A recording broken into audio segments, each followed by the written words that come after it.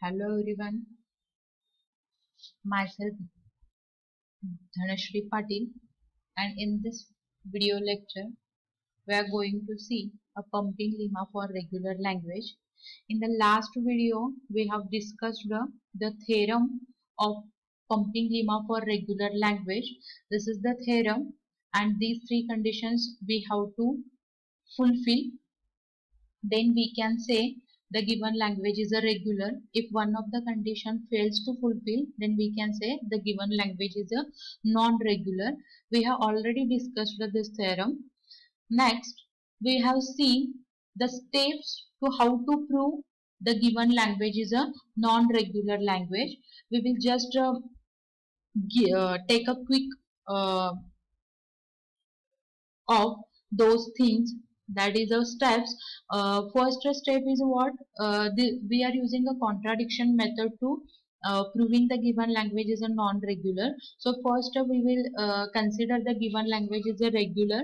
If the given language is a regular, then that language having a pumping length of p, all the strings from that languages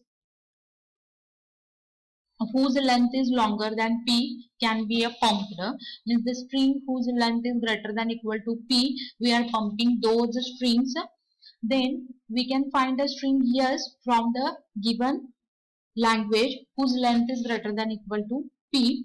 The next step, we can divide the string yes into three parts, that is the x, y, z, and this is the first condition of the pumping lemma theorem. That is what, the x y raised to I z belongs to also a, means this y part we can repeat as many times we want. Then we are getting a new string. The new string which is generated, that also belongs to the regular language a. This is the first condition of the pumping lemma.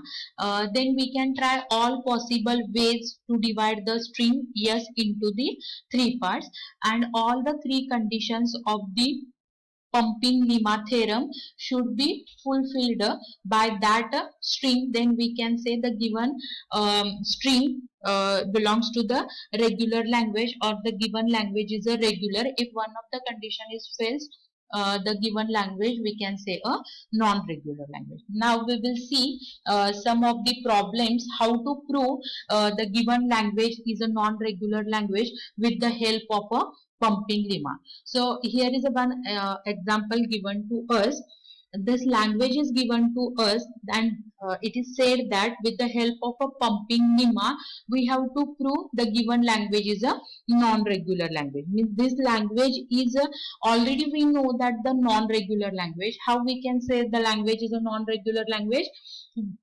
We have learned in the finite state automata machine that the finite state automata machine having the limitations that it does not having the operations like store and count operations. Means the finite state automata machine cannot keep a counter and cannot store a string because it having a limited memory.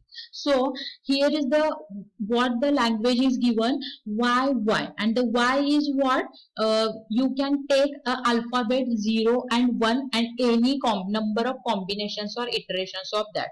So first y, if I will consider the string from the given language, that the first y is a 0 1, then the next y should be a whatever the symbols you have taken into the first y. So first y contains the 0 1, then the next y should be a 0 1. Means the first y, whatever the symbol it contains, the same sequence you have to repeat into the second y. So these type of operations are not done by the finite state automata machine because it having a limitations. It cannot keep a store operation, or it cannot perform the store operation, it cannot keep a record. So we know that this type of a language is a non-regular language. So how to prove that the language is a non-regular language? So we are using a pumping lemma theorem. So already we have gone through the steps. And what is the first step? That the whatever the given language we are going to consider that language first as a regular language, because we are using here contradiction method. So let us consider or assume that this A language which is given, that is a regular language. Okay, the next step is what?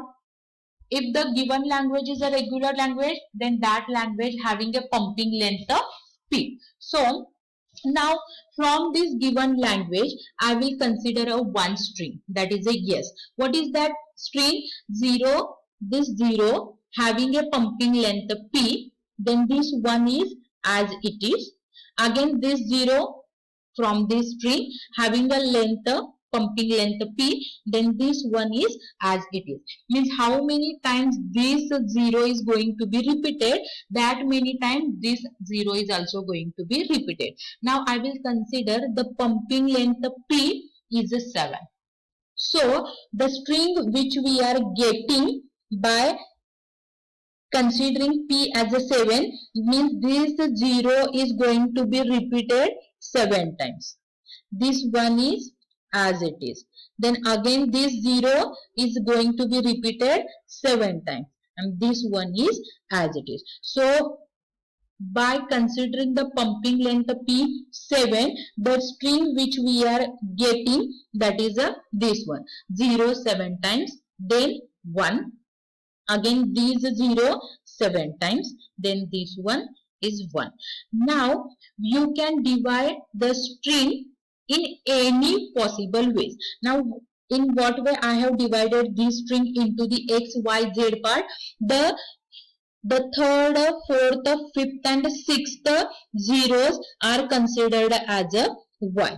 The before part of y is considered as a x, means this x having the 2 zeros, this y having the 4 zeros, and the remaining part after the y is all considered as a z. So in this way I have divided this string into the three parts, that is x, y and z.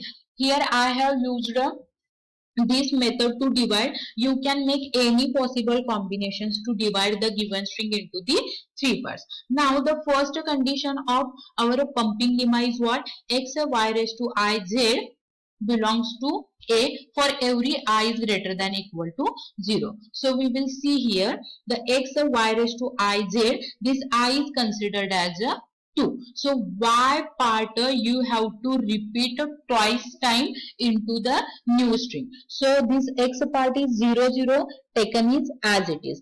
Y contains 4 zeros. We have to repeat that 4 zeros 2 times. So these 8 zeros are nothing but a y part. So this y part contains 4 zeros. We have taken I is a 2, so y is going to be repeated 2 times. So 4 zeros, so 8 zeros you have to write for this y, and the z part you have to keep it as it is, that is from this 0 to 1. So from this 0 to 1, this is the z part. So this new string you are getting, so you have to check out the new string which is generated. This string is also belongs to the regular language. So what is our regular language? The first part of y, what it contains, that same we have to repeat it into the next y part. Now we will see here. Before this one, how many times 0 comes?